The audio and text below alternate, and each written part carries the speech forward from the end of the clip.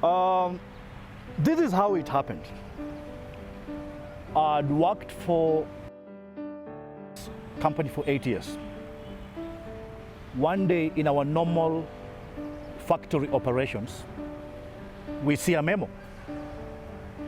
And so we go reading the memo, and the memo is saying that there was gonna be a very thorough fumigation process. And so the management, the top management of the place I worked, CPC that is asking all employees to get their personal stuff out of the premise. You know, get all your things away, from the lockers. I mean, just take whatever is called yours out of here. What is the reason? We want to do a very serious fumigation. Now, Joy, that didn't really make sense to many of us. Why? Because a number of people, even in the relevant department, had not been informed about it. There is no fumigation, however little it was, that ever took place in the factory before without the involvement of the relevant people in the department. Now, here is a situation where even the guys who are supposed to be doing the fumigation have no idea what the memo is talking about, including the manager of that department. And so that raised eyebrows. Everyone was wondering, what's happening? And this was so serious because even those who are in the management, those of us in the management, never got to know anything. And so, the way you start calling and you're asking this section manager, you're asking that other one, what is this memo all about? Tell us more about this serious fumigation that is being talked of. And no one seemed to be knowing exactly what this fumigation was all about. But of course we had to obey because it was an order. They were not requesting, they were not trying to bargain or to negotiate anything with us. All they were saying is, hey, by tomorrow evening, something like that, all of you should have gotten all your possessions out of this premise, because they say they'll be using a very poisonous fumigant, It dawned on us later that were the cockroaches that were going to be fumigated out of the plant. That is how bad it was. I'm telling you, we were heartbroken. It was devastating. Okay, let me continue. A day after in the morning, another memo comes. And this time round, they are telling us, by the way, tomorrow, now the following day, you will not report on duty the way you normally do. And remember, this is a food processing factory. And so it was 24 hours, the operations were round the clock. We had those who would come during the day, and we had night shifts and all that. Now, but this time round, we are being told, all of you will be reporting on this specific day at 10 a.m. in the morning.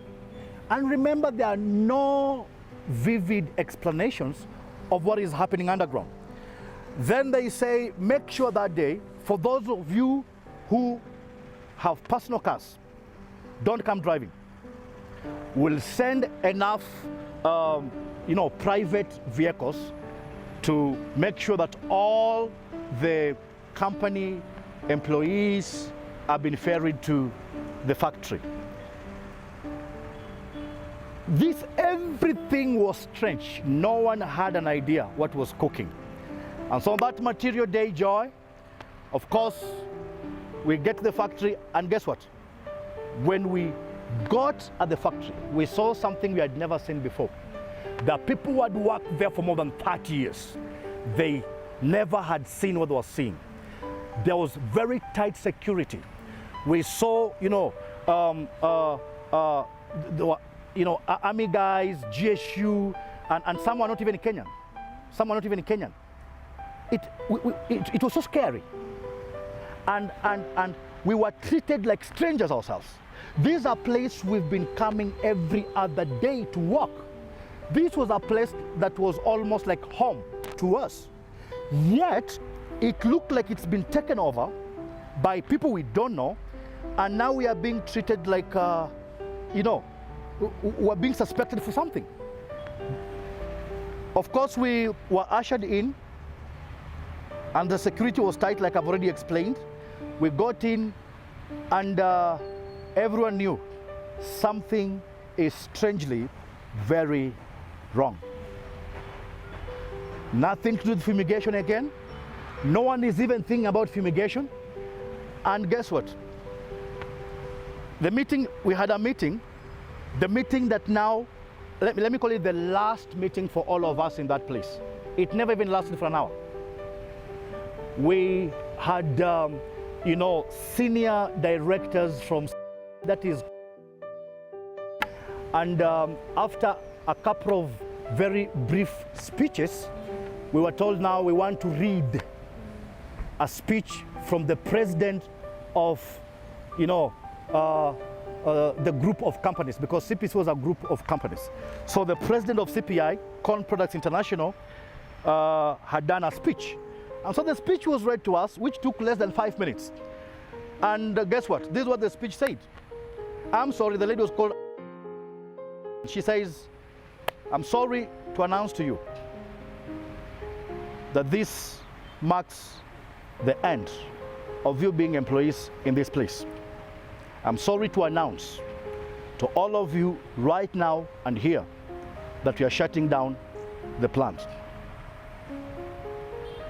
Joy, that was terrible. That was terrible. A friend of mine who had worked there for about 35 years, and I think it was in middle 50s, was standing right ahead of me. He started shaking terribly, terribly. He turned his neck to whisper something to me, and this is what he said. He said, Patrick, I've got 2 daughters in the university and 3 sons in high school. What shall I do? I saw tears run down. This is not a young person. It hit him hard, and not just him, but all of us. And now, you know, people who were of his age, like him, knew after that they had no place to go. Where do you go after 55 years? Where? Where do you go for employment? Many had no homes to take their families to. You know this thing of people being retrenched, and you had not planned for it, you had not built, you know, a house in the village probably for your family, then it comes unexpectedly. That is the kind of a situation I'm trying to explain. It was terrible. And guess what? They had actually brought ambulances because they knew this was not going to be easy for so many of the employees. You know, that those who will faint and all that. Sorry to say, a couple of years, maybe 1 year after that, 2 years, some of our colleagues did not make it. We lost people. Physical death, they died. Yes, that is how bad it was. Because there are those who just got into depression. And, you know, a job loss experience to them looked like their dreams in life had been shattered. That is how devastating it was. To cut my long story short, that was terrible. After that, as I had already indicated in my introductory remarks, I got another job, which was far much better than this one. I got another job with an NGO that is, I had many companies under it, so it was actually like the umbrella that brought all of them under it. One of them was, so I was working with, and I was in charge of operations in Kakamega. At some point we came working here in Eldoret, and that was a good job. I was given a big car. You saw it yourself. A couple of times you had a ride in that big car, and it looked like, hey, Simiyu is back on his feet. Yes, and life was good because the salary was, I mean, it was a lucrative job, and it wasn't even as involving as the previous job at. So I liked it. And it had nothing to do with engineering, you know. And you know, it had so much to do with capacity building programs. We'll be doing, you know, trainings for, it's called the TOTs, you know. Yes, training trainers. Training of trainers.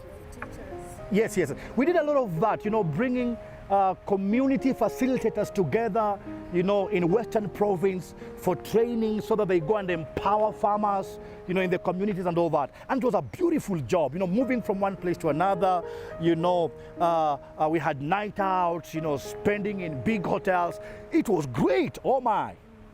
But guess what? Again, one day, when I least expected, I got fired.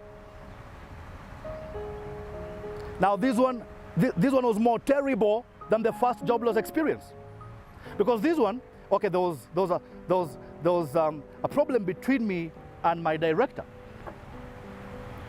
You know, I value integrity. Integrity to me is a very big value, whether in the corporate or it doesn't matter where you are, but so long as you have dealings with humans, integrity to me is a big value. And this senior boss of mine, there are things he would want us to do. And I would say, hey, I'm a Christian. I'm a born again Christian. I'm a man of God. I cannot do 1, 2, 3.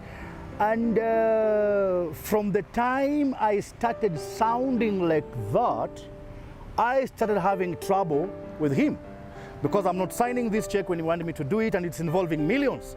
And so he started withholding me. So one day, he tells me there's work for you to do in Bungoma. So, and of course, we had a database of more than 8,000 farmers, you know, in Kakamega County, Bungoma, Busia. You know, I used to move in all those counties, all the way to Uasin Gishu as well. So he sent me to Bungoma, where he had been sending me for many other job assignments. And I was gonna be there for a whole week. So I go to Bungoma, specifically Kimilili, that is. And I'm doing a lot of work in Kimilili for a whole week. My hotel is being paid for by the company, and my meals and everything. And not 1 week, sorry, 1 month. It was a whole month. I'm engaging with farmers. I'm moving from one place to another.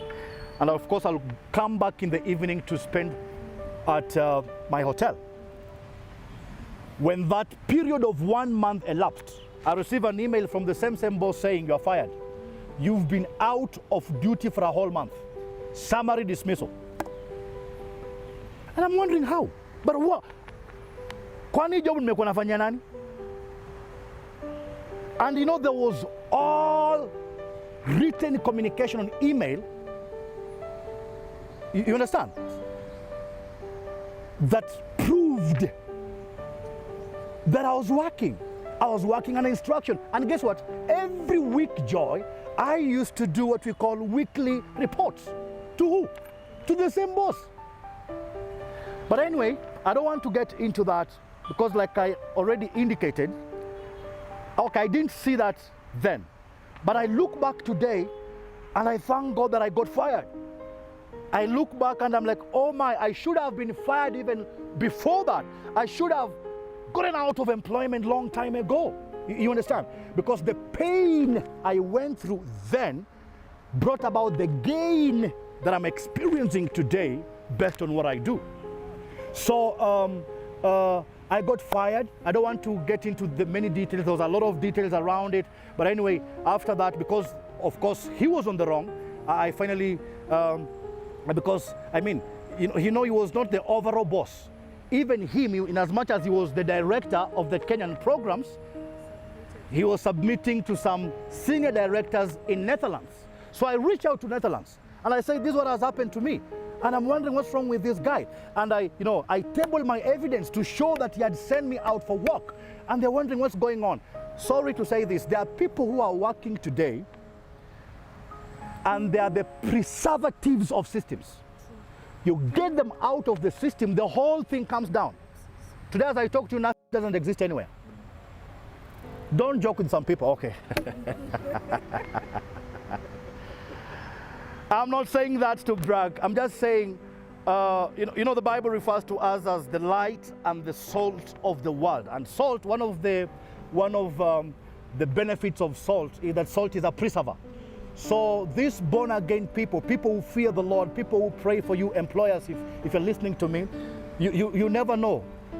You could be making all the profits you're making and making, calling shots, in the marketplace as a business and as an enterprise, as a corporate, just because of that girl in your office. You never know that. Probably the day you'll get her out is the day things will start going haywire. Anyway, I went off track a little bit.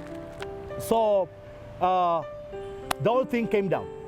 The whole thing came down, and I'm not rejoicing that it came down.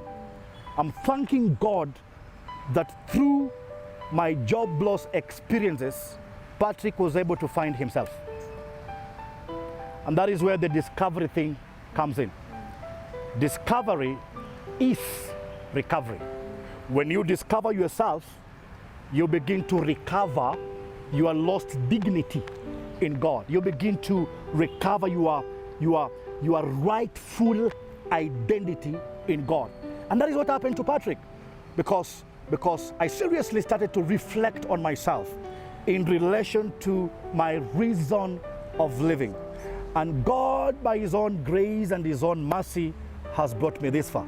And like I had already mentioned, I know I still have a very, very long way to go.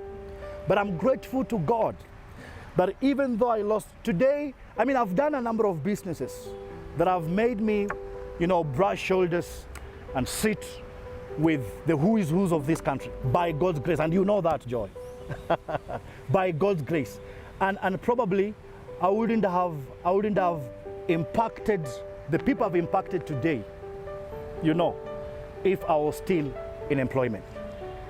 And so that is what happened to me. I've been able to do a couple of things I started PAN, which probably wouldn't be there if I was still working probably working with, and there's a lot that PAN has achieved today. There's a lot. I've seen lives get transformed. I've seen many young people and students in learning institutions, from primary school all the way to the universities. I've seen lives getting impacted. I have a team that we work together with in doing mentorship programs in learning institutions, and it's amazing. I've seen young people, get freed from drugs and substance abuse. To me, that is great. That is great, Joy. Yes. And I'm not saying that I wasn't doing that before. I was doing it, but maybe at a low scale. When I got fired, when I lost what I lost, when I lost my job, I thought it was time for me now to take it a notch higher. I had now all the time to go deeper, to do it better, to sharpen my skills and just perfect everything that I do for the world. And maybe I need to say this. I'm sharing my job loss story because in the face of the global pandemic that we all experience today, we cannot count the number of people that have lost jobs. Today, as we talk, in Kenya alone, we've got more than 1 million people that have been laid off. All I want to say to anyone who is hearing me right now, anyone that has plugged into this program, listen to me and hear me really good.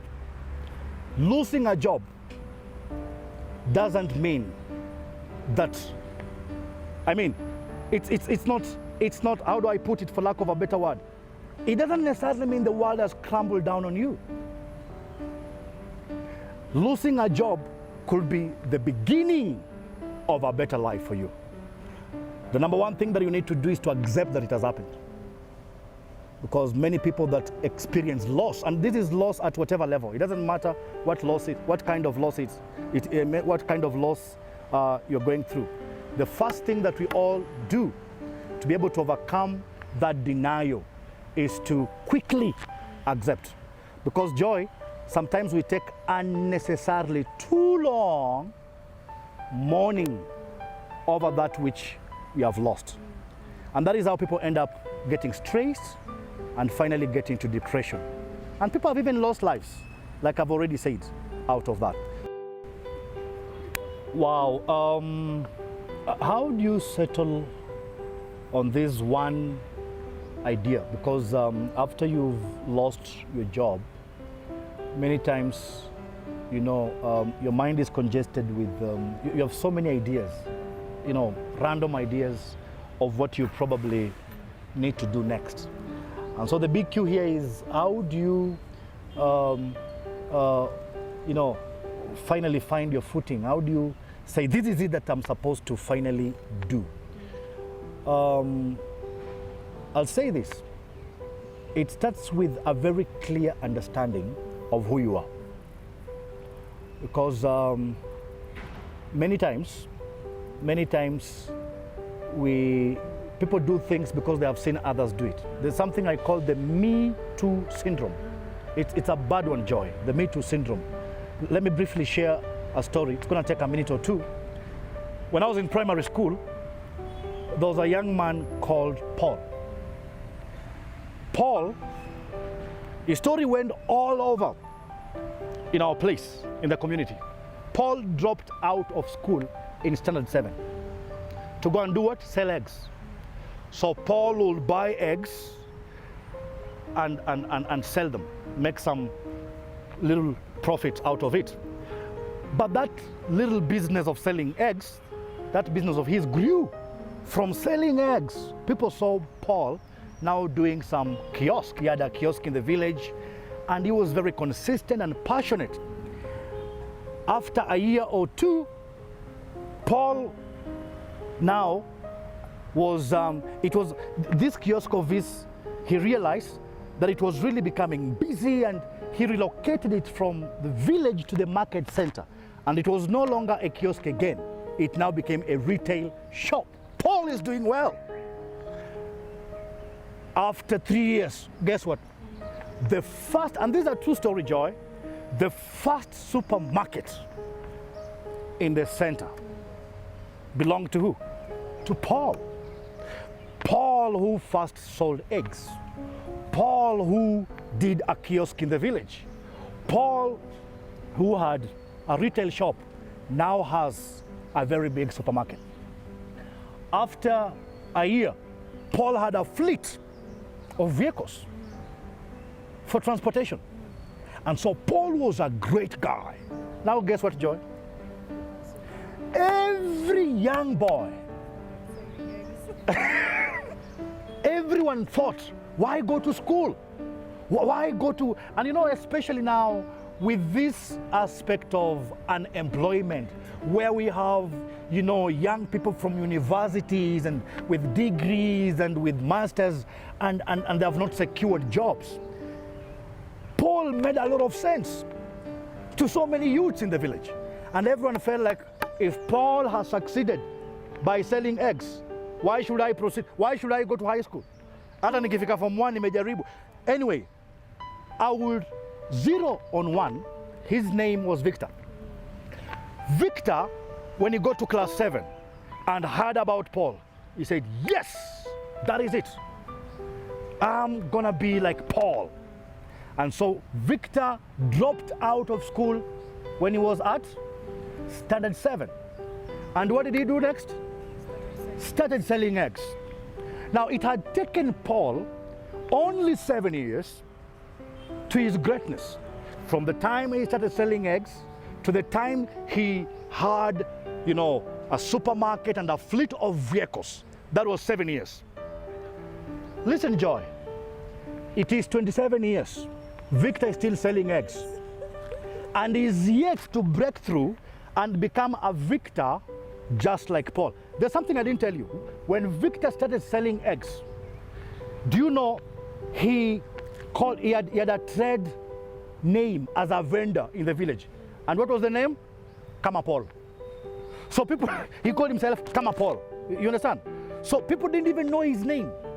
Kama Paul amepita hapa na mayai. Kama Paul. Because, and that was a good slogan if you ask me. I think Paul really inspired his life.